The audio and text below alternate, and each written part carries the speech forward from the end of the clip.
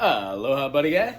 Tell you what, great session today. The major takeaway is we're going to be working on finger placement. So having our first and second finger playing the G major, and then having our second and third finger play the G major, and then our third and fourth finger play the G major.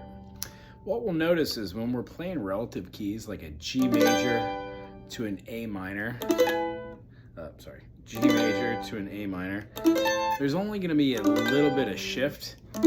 And what you're actually going to think inside the head is that G major going to A minor is a lot like G major going to C. That bass chord that you put in there is going to be there. Since C major and A minor are relative, all the notes inside C major are all the notes inside A minor.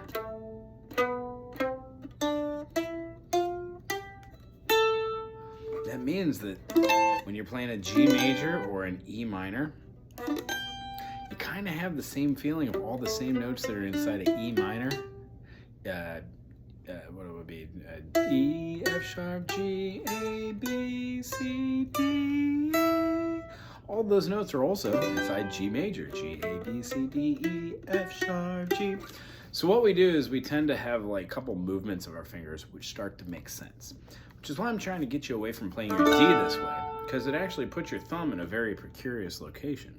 If you put this down here and keep that thumb there, it's kind of hard to do. You actually end up wanting to put your thumb up and down. So the way that I see it is if you could play a D here and a D here like this, you could scoot that up for a D sharp, then an E, then an F, then an F sharp, and a G.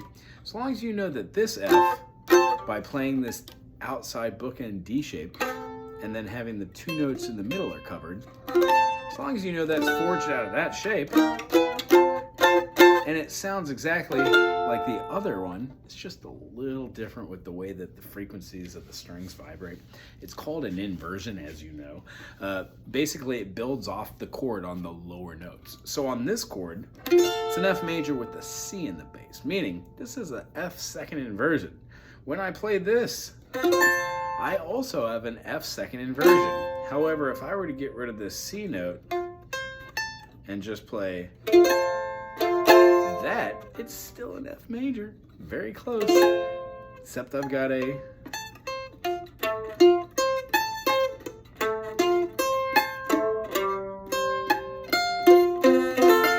So what we do is we learn how to play chords that are very close to each other and feel good for the fingers. The first set are going to be two-note chords. G major has a G and a B. A minor has an A and a C. B minor has a B and a D. So what's going to happen here is we're going to have these fingers going up the fretboard. But what I don't want to do is leave a finger in between this space because it feels awkward.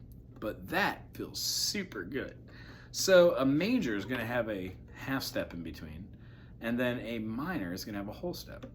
What you're going to practice is playing them with your fingers, your 1 and your 3 finger, or your 2 and your 4. So majors, 1 and 2 finger, 2 and 3 finger, 3 and 4 finger. But minors, really, you're never going to play a 1 and 2 finger, a 2 and 3 finger, or a 3 and 4 finger, because it feels better to just play them like this.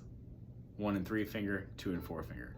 And the reason being, when you scoot this up and bar, you get just a minor chord. That's what these shapes are, they're moving. So what I like to do is try this week. 1, 2, 3, 4. You're gonna scoot up your whole shape. Now instead of just keeping your G to your G sharp, you're gonna put down that finger right in front of it, which means you're gonna get that A minor sound. Now granted, this is a chord being built this way, and you're gonna go all the way up, switch to your major, switch to your major, go to your minor, go to your diminished, and resolve to your major. So we have a G major, an A minor, a B minor, a C major. Now notice how I went back to the same shape I had for the G at the C. Major fifth is going to be a D. We're going to go up a half step and do the same shape we had for the 2 minor chords here. But we're going to play it right here at the 9th fret. Is that right? 7, 8, 9, 10. No, at the 10th fret. Then we're going to go up to the 12th fret and play that same 2-chord shape, and it's going to be a diminished.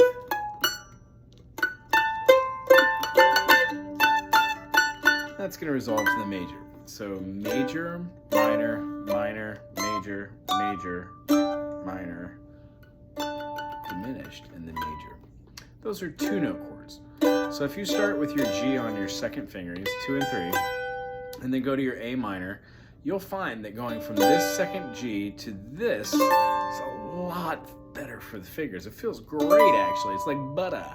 And then when you're going to your major, you have this finger to go down, and then major for that finger to go down. You're already there for your major. Here's where the diminished comes, and the full diminished chord, it's made out of 3, has a finger back here. So this actually feels wonderful for the fingers. And then the resolution for your G goes back to here with the 2 fingers.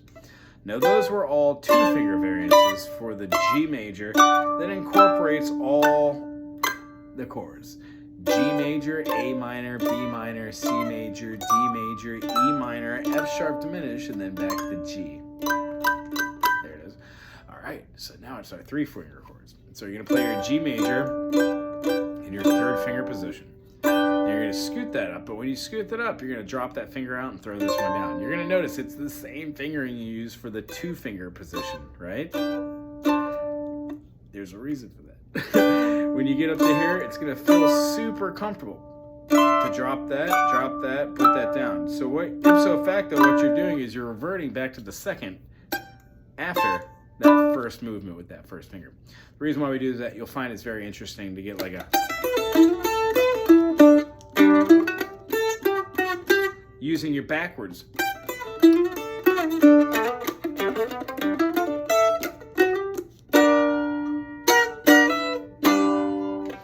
Being able to go backwards and doing forwards in every key, major, minor, lots of fun. But before we do that, we got to get our fingers in the right position to feel the chords. So G, A, B, C, D, E, F sharp, G. G major, A minor bar chord, B minor bar chord, C major bar chord, D major bar chord, E minor bar chord, and then because we're in the key of G, we're going to need an F sharp diminished. So let's just go to an F. Here's an F. Here's an F sharp. And to get an F sharp diminished, or we could do this F. Here's an F major. Here's an F sharp major. To get an F sharp diminished, we need a flat 3 and a flat 5. So here's our F, our C, C sharp. So we're going to flatten that.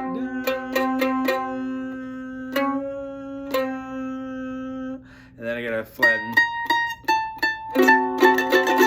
So there's our F sharp diminished. And that should resolve to G again. Ta-da! So what we're going to do is you're going to be working on those 2 fingers, 3 fingers, and then the whole 4-finger bar type of chords. Start slow, don't go fast.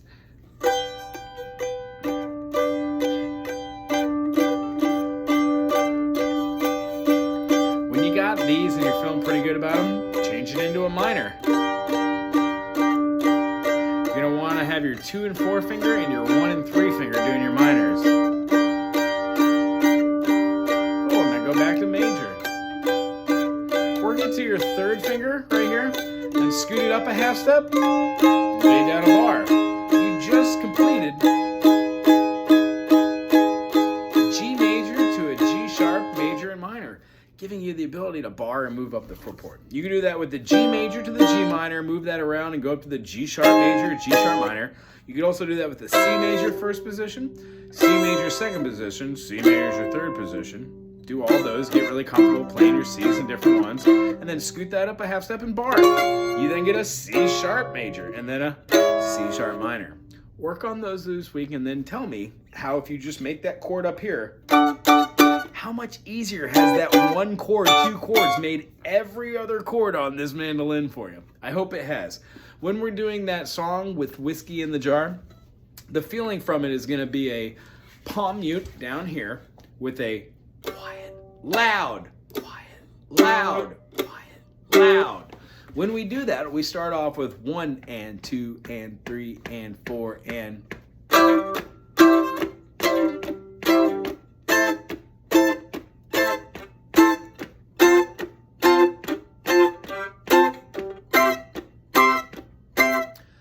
go C major. Since C and A minor are relative, you're just going to put your pinky on the 5th fret. Keep that note right there because that was part of your C, and then bar the 2nd fret. It's an A minor. Since we know that we're going to cover our 2 middle notes with our 1st finger and throw our 3rd finger up there for the bookend bar at the 5th fret, that gives us our F major. And then that's exactly where our finger is going to go for the C note. And then it's going to spread up top using our 3 and 4 fingers. And it should be reminiscent of the G. G, G sharp, A sharp, B, C, B, C. So, C major, A minor, F major, C major. Try those slowly. Quiet, loud, quiet, loud, quiet, loud, quiet, loud, quiet, loud, quiet, loud, quiet, loud, quiet, loud. Sorry, wrong note. Quiet, loud, quiet, loud, quiet, loud, quiet, loud, quiet, loud. In the other one that's in G, I see my light come shining from the west down to the east.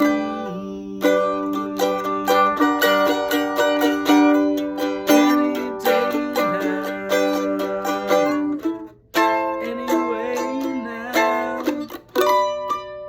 I shall be.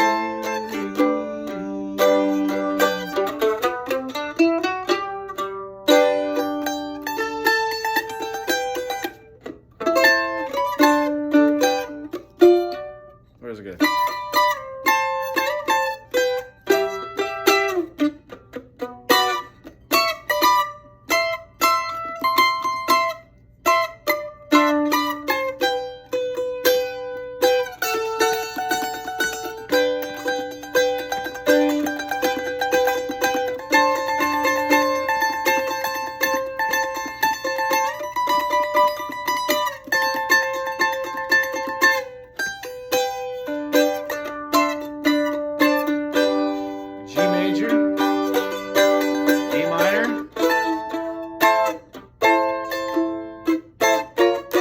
B minor, A minor, G major.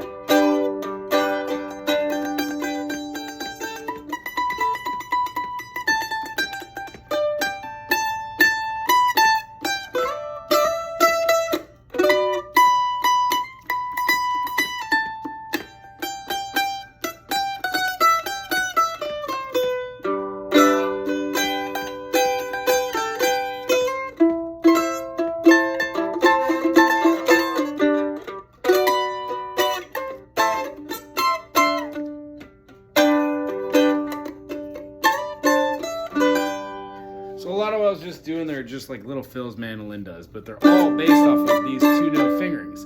It just feels like it'll wear you out doing the 1 to 2 fingers. So try doing the 1 to 3 and then the 2 to 4 fingers. I think that's plenty enough to work on this week. Buzz if you have any questions, and hopefully I'll see you tomorrow. Aloha.